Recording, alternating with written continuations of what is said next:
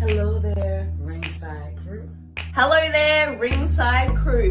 Hey dudes at Ringside Crew, this is Davian. Hey, it's Jenny Santana here. This is Elsie. This is the Savage Juggernaut, Tamaku. Inside Ring! This is Thomas D. Bruff. This is Billy Starks. Mr. Chad Epic. Megan Mason. Hey everybody, Scotland's own Brody Adler. The headliner in charge, Marco Mania. This is your girl Charisma. Papa Dink, Brendan Dicker. This is According to Woods. Savannah Summers. I'm Shorty. Catherine inside. You are watching The internationally known Dudes at Ringside podcast, hosted by Metal Geek and Joe the Panther Jr.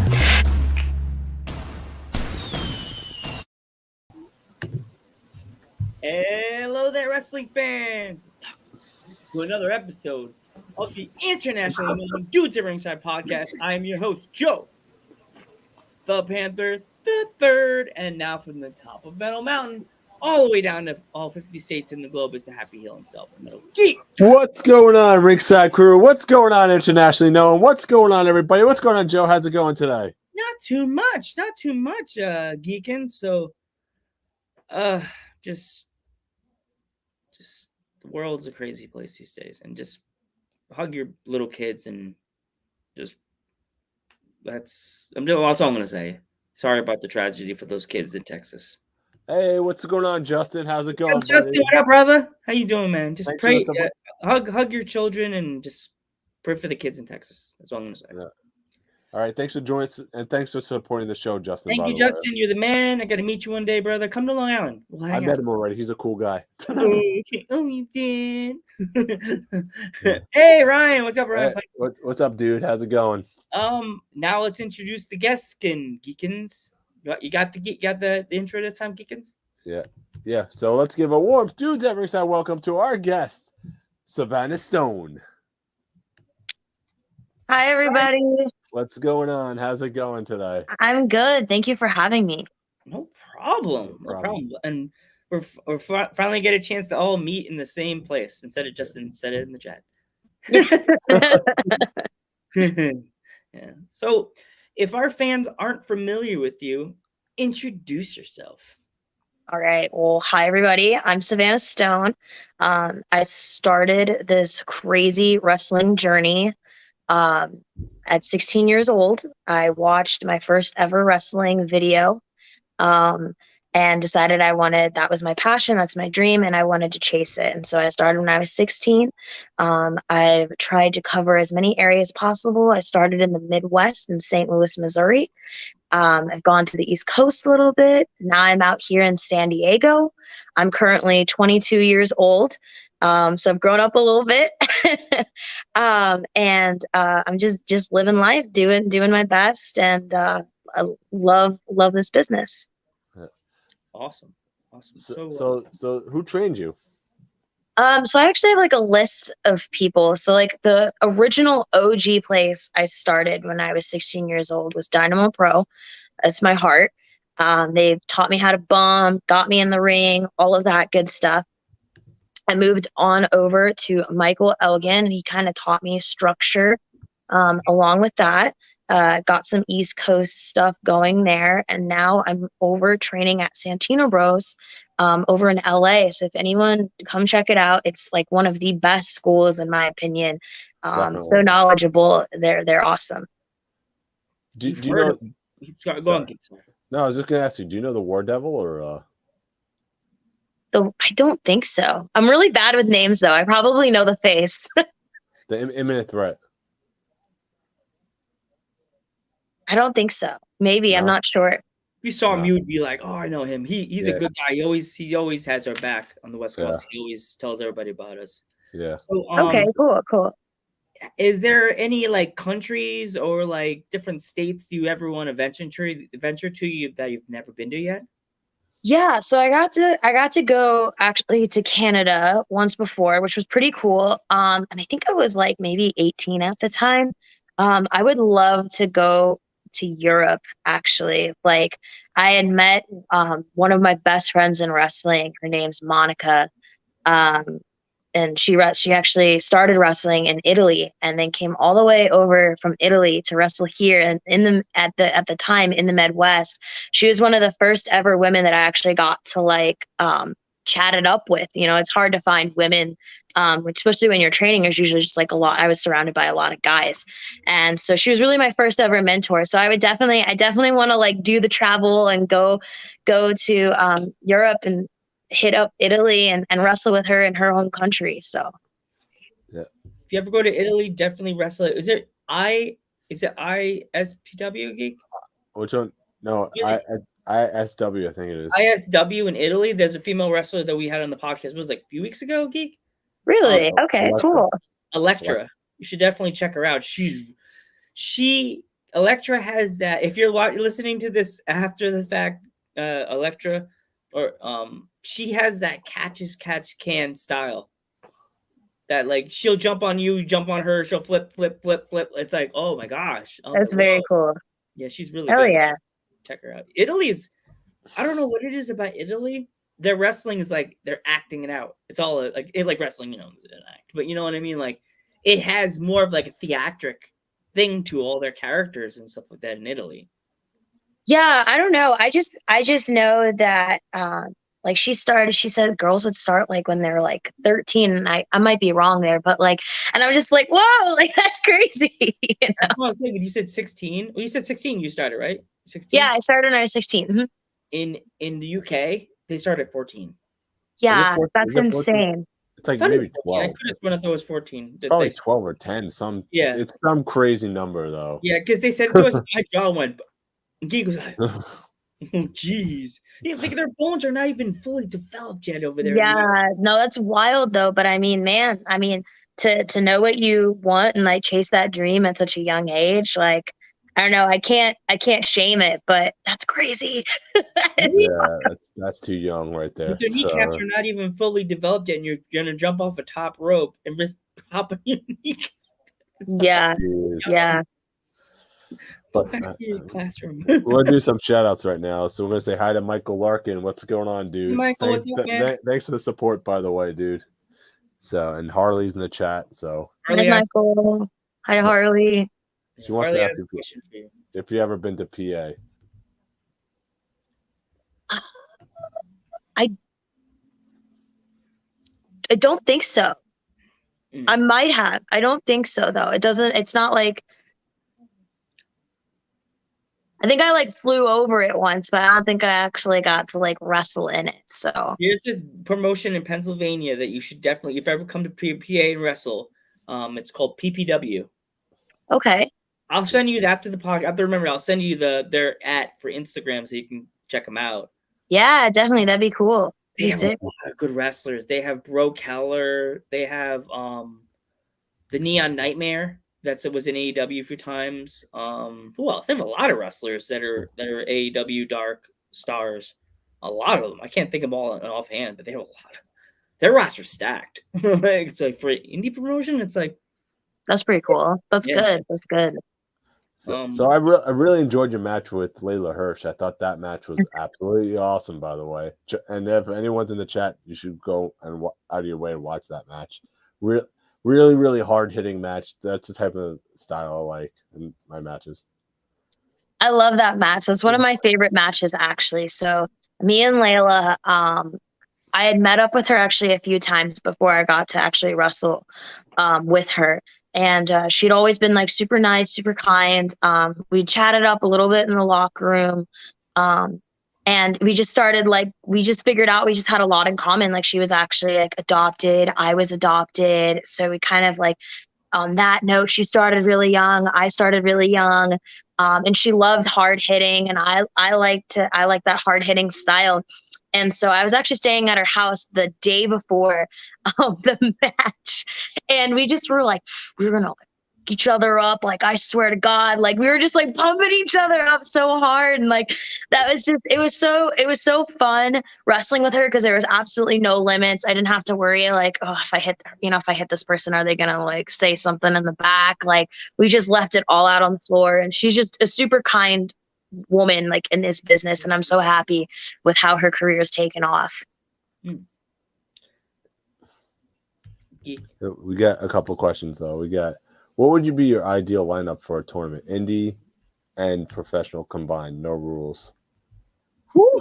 Good question, Sassy. That's a really good question. Oh man, I don't know. Off the top of my head, I would say like yikes. Let me think. So I would say Ruby Rays, Delilah Doom out here in the West Coast. In the Midwest, I would say Maddie Exodus, Tootie Lynn Ramsey. For some of the guys, I'd say James Brady, El Primo Hino. These are just like people that I think that are really good at where they're at and deserve more credit and hopefully get their names out there. Like for me, I always like to see new up and comers take over and take storm, because I feel like if I could list people that already like are known, but in my opinion, I think it'd be really cool to have a list of people that you can show like their ability and their talent. Let's love Maddie Exodus, by the way. Yeah, she's dope. She's dope. We've been trying to get Delilah Doom for a long time. She's that's like, even we're on the East Coast and I see her on Instagram and I'm watching her clips and stuff like that. She's an interesting style, like that old school 1980s fitness person. I was like, that's hard to keep up with these days because you're in this new era of wrestling, and you don't really oftenly see wrestlers wear like the neon colors and the headbands and the leggings and stuff. It's just like, that's a throwback right there. She has a throwback. I think she's an absolute genius. I had met her once. My first time ever meeting her was at Sabotage Wrestling in Texas, actually. And we had never met before, and I was really nervous, and I was 19 years old. And we just came in and it was one of those kind of stories where we just clicked right away. And she was just so kind. And all these years later, fast forward, I'm 22 now, and I'm training with her at her school at Santino Bro. So it's kind of a crazy circle there. But yeah, she is, I think, an incredible athlete. I think her gimmick is extremely cool, and I think it's original. And she has this hybrid of styles, in my opinion. So she can wrestle anyone, man, woman, doesn't matter, tag team. So yeah. Oh, back to Layla. I'm sorry.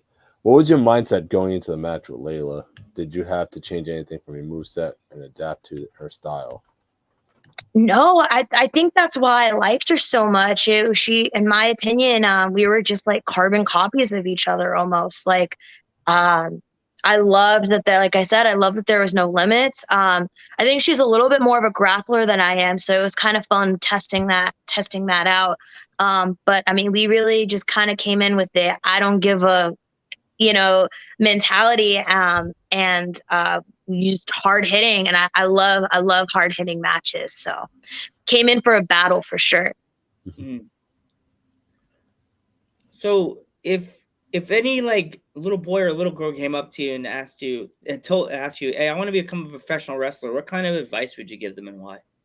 That's one of my favorite questions. I would say follow your dreams, follow your passion, make it become a reality. Know though that it's going to be extremely difficult, and it's going to be lonely sometimes, fighting your way up to the top. And this business is not always rainbows and butterflies and sunshine, but I promise there's people you find within your career, just places, states, little places that make it worth it. And like I said, those kind of people where like I ran into Layla Hirsch, I ran into Maddie Exodus, I ran into Delilah Doom, I ran into Ruby Rays. When I meet people like that, it reminds me, okay, like this is why I picked wrestling. This is why I want to be here. So follow it. It's gonna be hard, but I think deep down they know that, because we get to watch it on TV, and the best part about getting to watch it on TV is that they're starting to expose like the backstory of what a life of a wrestler is. Yeah, you also wrestled Thunder Rosa as well. Correct. Yeah. That's another name you should throw out there. Yeah, no, she again, I feel like I'm saying the same thing over and over again, but truly these girls, I think they don't just have a name just because of the talent. I think in order to be where they're at, they have to have the talent and the mindset, but also the ability to communicate with others. And I think that's something that's so important in this business. And those girls are the ones that I listed are able to do it. And Thunder Rosa is just another one who didn't know me. I think I wrestled her when I was like 16, 17. I think it was 17 actually. I wrestled her at 17 in Chicago, freelance. Um, and it was, I was really nervous. It was my first time wrestling in Chicago. So it was a different crowd and I was just starting to finally travel. And she was just so kind and so like, hey, we're going to do this. Like, just pumping me up, getting me ready. And then she just taught me a lot and was totally a mentor for sure. And for that, it was awesome. And then I got to see her along the road. When I hit, 18, 19 and stuff like that. And she always was so welcoming and like always remembered me, which I think is important too, is to remember the people that you've worked with. So yeah, she's great. Yeah. Awesome. Yeah. Who would you say your dream opponent is that you've not wrestled yet? Oh, okay. My dream opponent. Let me think. Here's another. Such a good question. I would say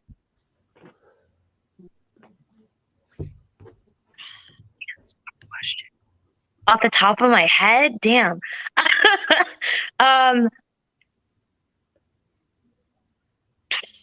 Hi, Amber.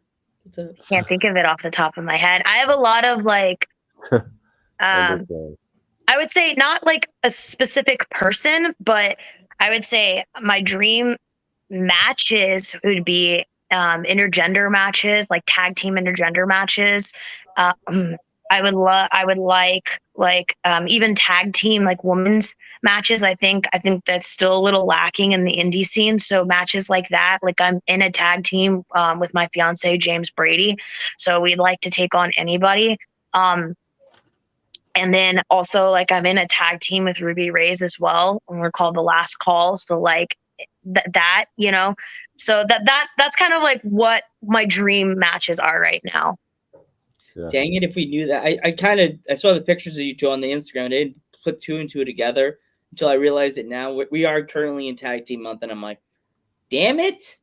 That would have been the coolest thing. Yeah, so in our chat, we have a wrestler from England. Her name is Amber Jo. All right. Yeah, she says hey. So she says hey. Hey. Yeah. She says she wants to face you, so let's go. Let's get it. We're trying to hey Vinny, what's up? We're trying to get Amber Jo to come to America. She's a big name over there in England. She's really good. She's such a good wrestler, Amber Jo. Let's do it. Yeah, there's lots of places here, so that's awesome. Hit them all while you're here. Over to America, Amber, right? Yeah. So we have some questions in the chat. Yeah, we're getting a lot right now. So, should I pull them up? Yeah, pull them up. All right. What is your opinion with all the indie promotions out there? It could be overwhelming sometimes. So that's a good question. I think indies promotions are actually really important. I think that when the kid, we were talking about those little boys and little girls coming to watch it, and I think, they watch it on TV first. That's usually how they get inspired, right? And then, they want to go and watch it. Maybe their family can't afford a WW ticket or an AEW ticket, or maybe it's even just like, if they're not in town and the kid wants to like see it now or whatever, like we become their superheroes. We become the people that they look up to. So I think indie promotions are extremely important. I think that they're what's keeping wrestling alive. So I think as a wrestler, it can be really overwhelming. I think you have to pick the right indie companies that are going to give you the most views and the most publicity and everything like that.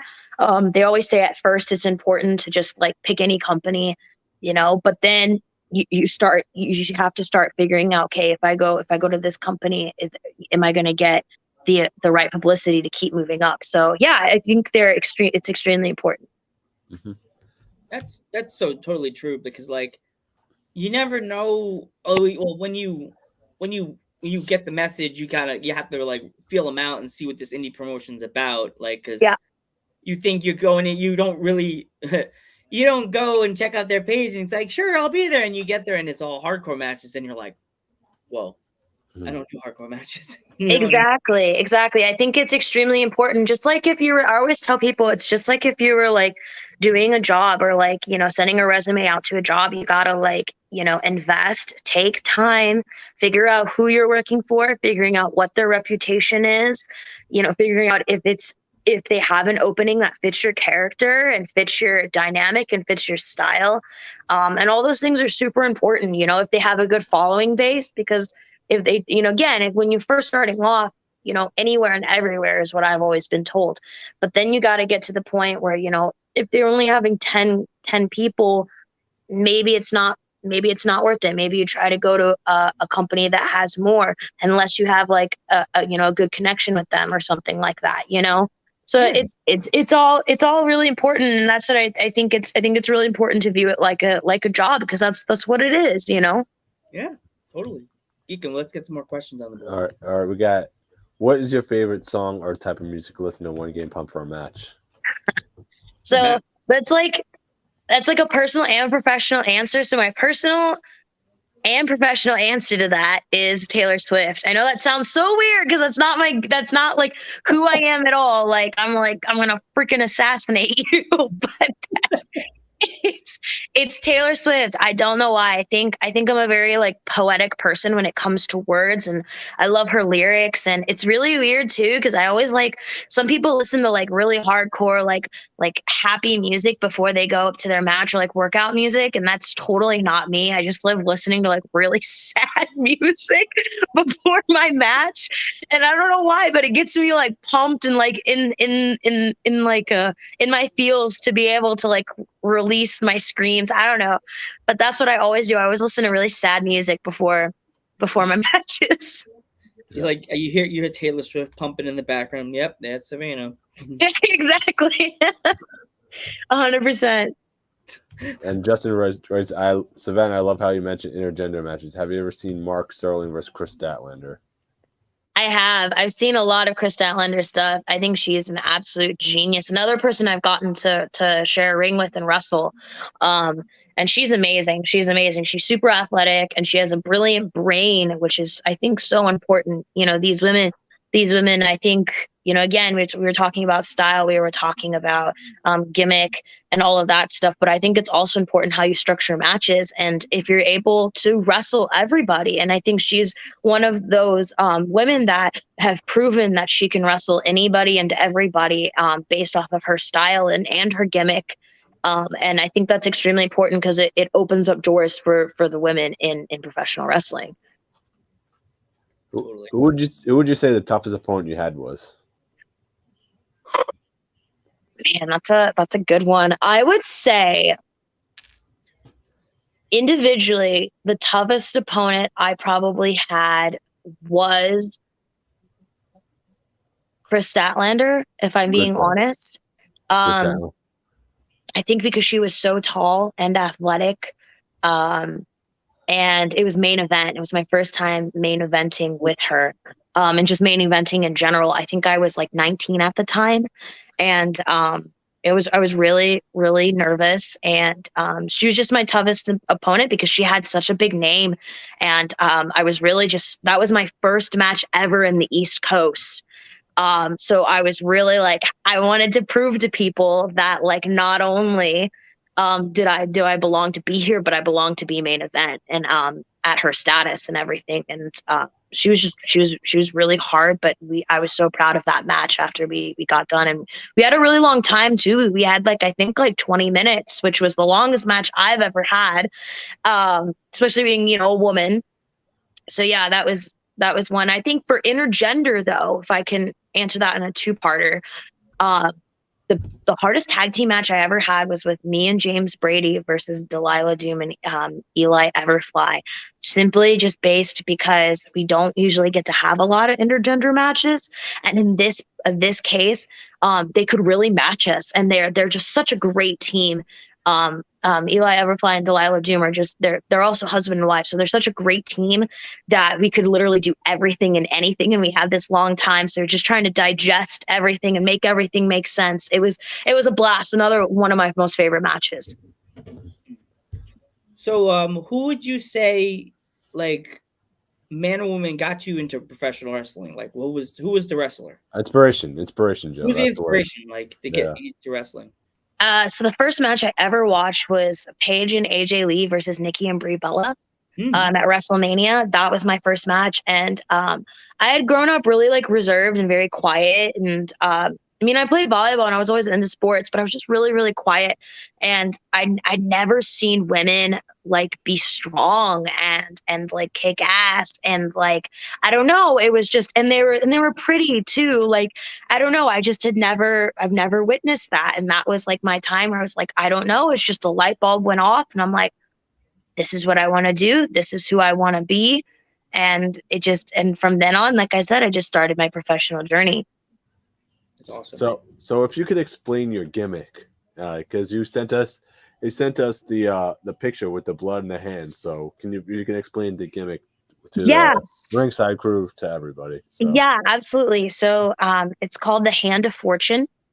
And basically, my hands, even as a kid, have always gotten me in trouble. I was always getting into fights, flipping people off.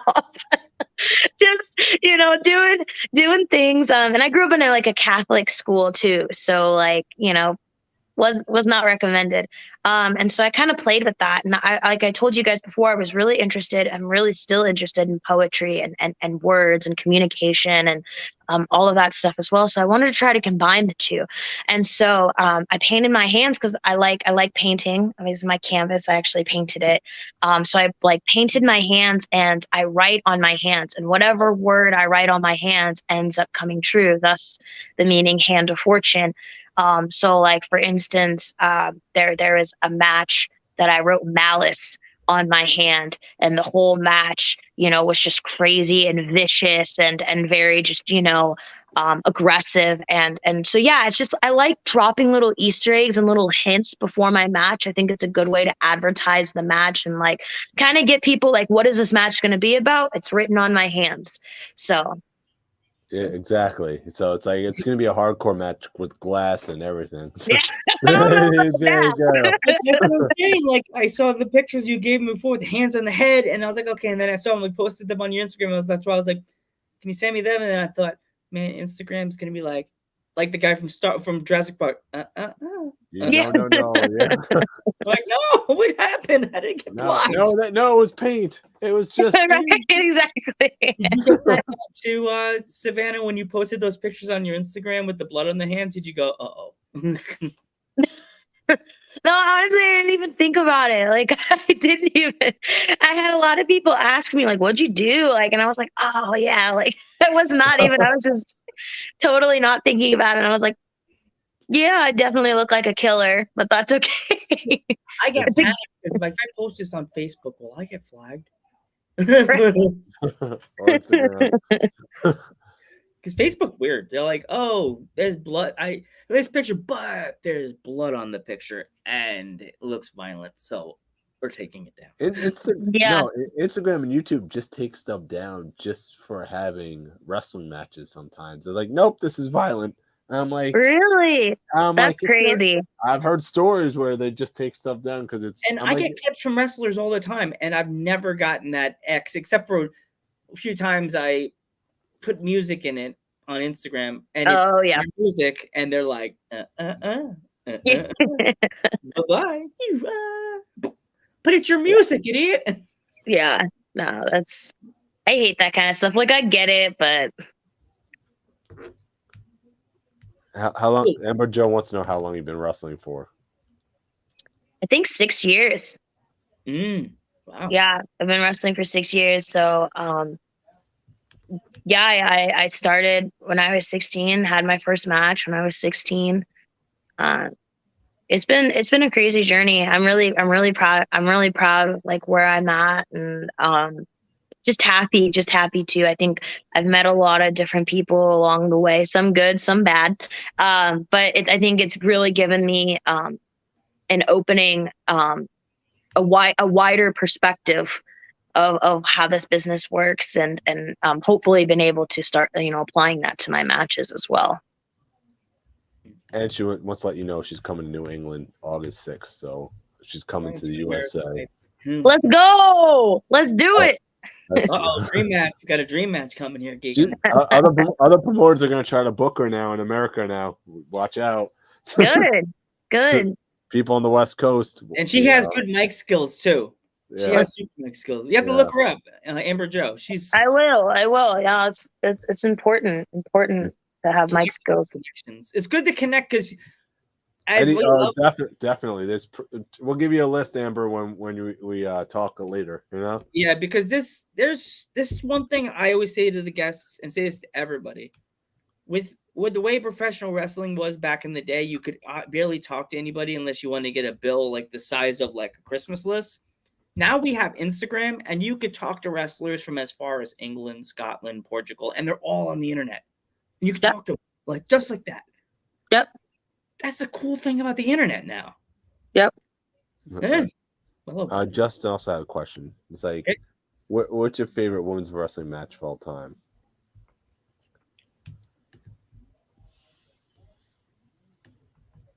Such a good question. I don't know if I have like a favorite match, but I do have like specifically like favorite girls that like I definitely am like those are my go-to girls when I study tape and stuff. So I would say like Paige, Nikki, and Brie Bella, because I think that I know a lot of people sometimes give me crap for thinking that way, but I think that they were good on the mic. And they were given that rare opportunity, especially at that day and age, to talk. And I think they were good on the mic and they captivated people. And they also did tag team stuff, which is still, I think, to this day, a little lacking in my opinion. And I think they were just so good at it.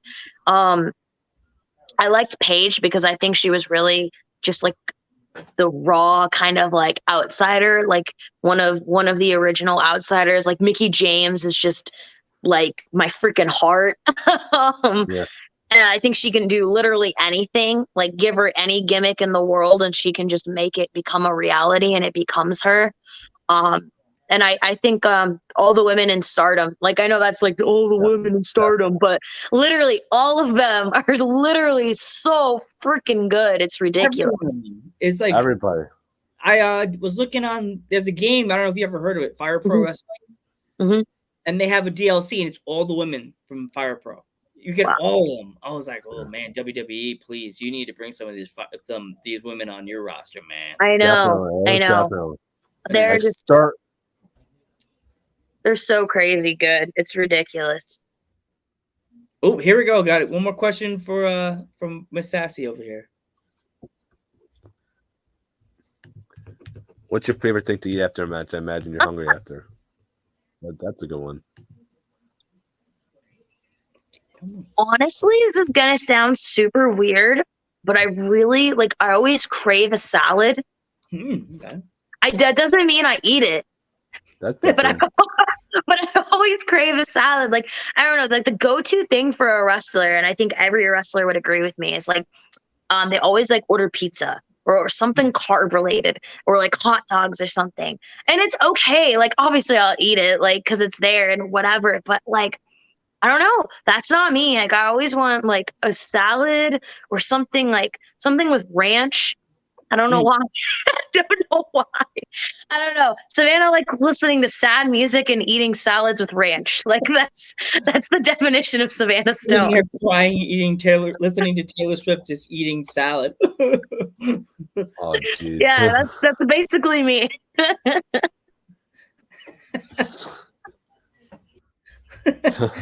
I had buffalo nachos a few days ago for dinner. That the nachos were made like they made them in the fryer, and you could taste it how they were so crispy. And I was like, "Oh my god, these are phenomenal!" The cheese was overwhelming. It was in my mustache. That's how much the cheese. Like Man. That and popcorn. I'll eat popcorn anytime. Like I'm literally like I do anything for popcorn. It's really bad. Yeah. Yeah, after a podcast, I think my go-to is probably ice cream. Yeah, Joe That's knows, fair. right? That's fair. Or I just drink a water, just hang out and just chill, just play some 2K22. All right. Do you have any upcoming events or anything? Yeah, so I actually have an all-women show in Vegas coming up this Saturday. Which I'm pretty excited for. People like Alley Cat, Billy Starks, Ruby Reyes, me, to name a few, are going to be at this show, and it's an all-women show, and so that'll be super exciting. I'm also, and I'm really, really excited about this, I'm finally returning back to St. Louis. It's been like 4 years almost, since I left St. Louis to live out here in San Diego and train at Santino Bros. So I'm finally making my return against Maddie Exodus, which I am literally so excited for because she was the last match I had when I left St. Louis. So who better than to have my homecoming match be against Maddie Exodus? So I'm really excited about that. James Brady is also coming, and he's wrestling Benjamin Trust. And this is at PWE. So it's in Alton, Illinois, June 4th. So I'm really excited. Okay. That's awesome. Do you have any social medias you want to promote or? Yes. So I made everything super simple. It's Savanah Stone 01 at Twitter, Savanah Stone on Instagram, and then Savanah Stone on Facebook. Okay. That's simple and easy enough for everybody. I had trouble remembering if I changed it to anything else, so I just left it at that. All right. Yeah, me and Joe want to thank you so much for coming on the podcast and taking the time out of your day. You've been awesome. So it's been a lot of fun. Thank you for having me. And please keep spreading the word and tell all your friends about us, because Of course. Thank you so much for having me, and thank you for putting up with my technical difficulties. Sometimes I'm like a 60-year-old woman. We're like this easygoing podcast. Like we understand, because sometimes like that kind of stuff is hard. Like, it makes my head hurt when I think about technology does not want to work when you want it to. I know, and I was like, oh my gosh. So, but thank you so much for having me. I had a blast. No problem. Right. I'm Joe Panther III. I'm the Metal Geek. Savanah Stone. And we will catch you in the next one.